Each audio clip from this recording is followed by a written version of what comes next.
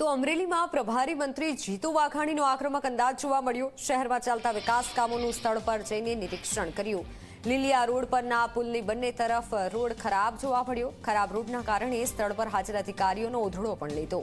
વર્ષ 2024માં બનેલા non plan રોડના કામની તપાસ કરવા સૂચના આપી। ગઈકાલે મળેલી રિવ્યુ બેઠકમાં મંત્રી જીતુ વાઘાણી હાજર રહ્યા હતા।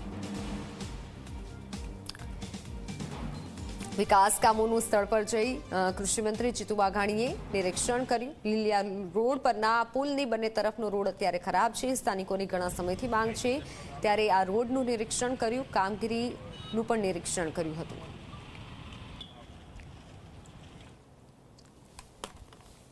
જિલ્લાના કામ કરતા અધિકારીશ્રીઓ અને સૌ કોન્ટ્રાક્ટરોને હું અમરેલીથી જ જણાવું છું કે આપ કામ કરો એનો અમને કોઈ વાંધો નથી, પણ કામમાં ગરબડી એ રાજ્યની સરકાર ચલાવવા માંગતી નથી, અને જો એવું થશે એનું પનિશમેન્ટ પણ ભોગવવા માટેની તૈયારી રાખજો।